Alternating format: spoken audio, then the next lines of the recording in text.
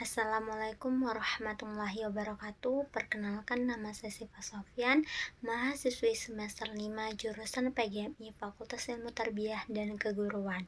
Di video ini saya akan menjelaskan sedikit materi mengenai penentuan media dan sumber belajar. Langsung saja, apa sih media pembelajaran? Menurut Azikiwe, media pembelajaran adalah mencakup segala sesuatu yang digunakan guru selama pembelajaran untuk melibatkan kelima indera. Apa saja? Yaitu penglihatan, pendengaran, sentuhan, penciuman, dan juga rasa. Sedangkan menurut Lauheru mendefinisikan media sebagai bahan, alat, dan metode yang digunakan dalam kegiatan belajar mengajar dengan tujuan agar proses interaksi komunikasi pendidikan antara guru dan siswa berlangsung secara tepat, guna, dan bermanfaat. Kemudian, media pembelajaran sendiri terdiri atas beberapa jenis, yaitu ada media visual, media audio, dan media audiovisual. Media visual merupakan suatu alat pembelajaran yang di dalamnya berisikan informasi atau pesan khusus suatu topik materi pembelajaran yang disajikan secara menarik dan kreatif, serta digunakan dengan menggunakan indera penglihatan. Contohnya apa saja? Yaitu ada media gambar atau foto, peta konsep, diagram, poster, dan peta atau global. Nah, ada media audio. Apa sih media audio? Media audio adalah media dengar, yaitu jenis media pembelajaran ini berisikan pesan atau materi pembelajaran yang disajikan secara menarik dan kreatif dan diterapkan dengan menggunakan indera pendengaran saja. Contohnya yaitu radio, rekaman suara, podcast edukasi, dan audio kuis. Dan terakhir ada media audio visual. Nah, media audio visual adalah jenis media pembelajaran atau sumber belajar yang berisikan pesan atau materi pembelajaran yang dibuat secara menarik dan kreatif dengan menggunakan indera pendengaran dan juga penglihatan. Media ini berupa suara dan gambar. Selanjutnya kita masuk pada kriteria pemilihan media pembelajaran. Beberapa prinsip yang harus diperhatikan sebelum melakukan proses pemilihan media, yaitu ada beberapa langkah, yaitu yang pertama ada menentukan tujuan pesan yang ingin disampaikan. Lalu yang kedua, adanya familiaritas media. Apa sih itu? Familiaritas media berarti seberapa akrab atau terbiasanya murid dengan jenis media tertentu.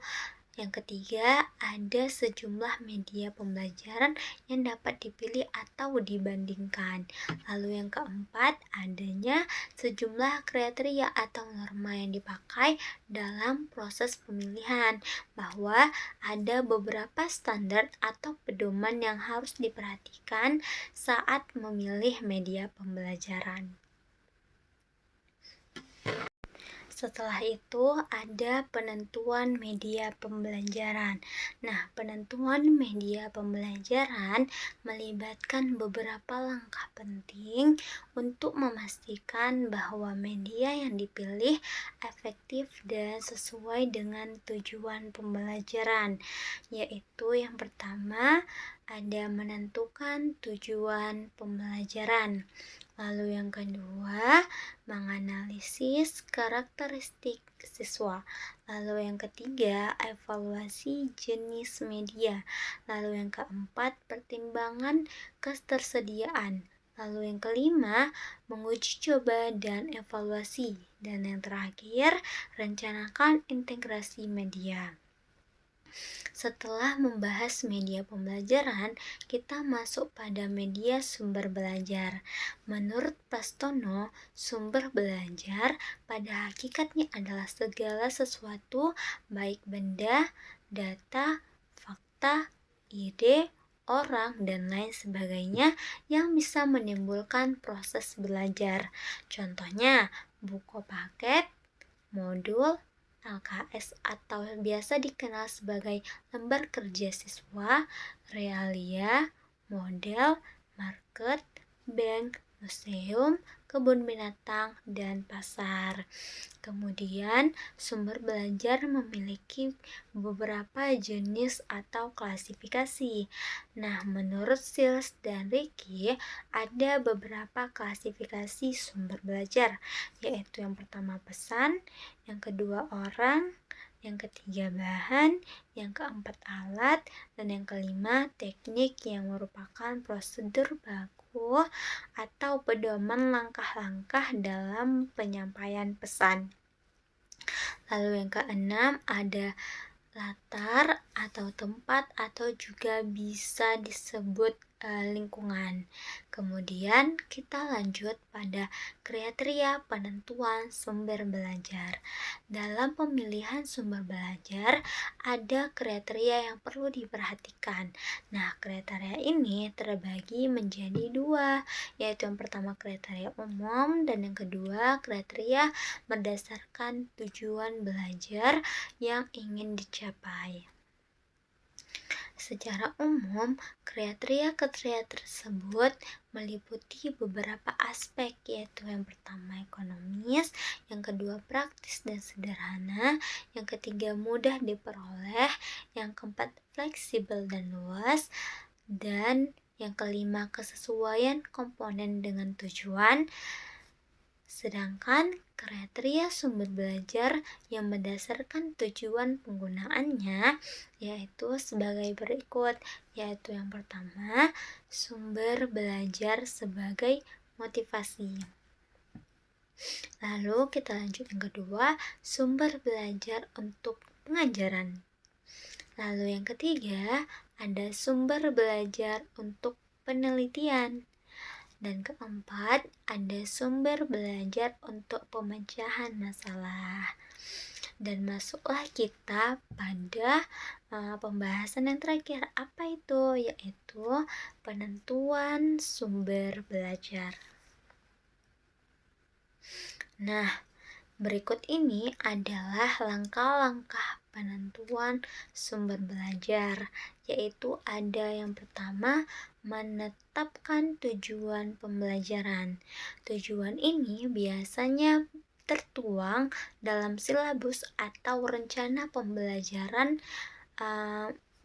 atau biasa yang kita kenal rencana pelaksanaan pembelajaran atau RPP. Nah, yang kedua ada memahami kebutuhan siswa. Lalu yang ketiga memilih sumber yang kredibel dan tepat. Kualitas sumber belajar sangat penting. Sumber tersebut harus berasal dari pihak yang terpercaya dengan informasi yang akurat dan relevan untuk membantu mencapai tujuan pembelajaran. Lalu yang keempat, menggunakan beragam media pembelajaran supaya menghindari rasa bosan dan jenuh dalam proses belajar. Lalu yang kelima, sumber yang mudah diakses. Dan yang terakhir ada keenam, mempertimbangkan aspek biaya. Dalam memilih sumber belajar, biaya juga harus dipertimbangkan sesuai dengan anggaran yang tersedia. Itu saja materi yang dapat saya sampaikan. Semoga pembelajaran ini berguna untuk teman-teman dan dapat diterapkan dalam kehidupan kita sehari-hari. Apabila saya ada kesalahan, saya mohon maaf, saya akhiri. Wassalamualaikum warahmatullahi wabarakatuh.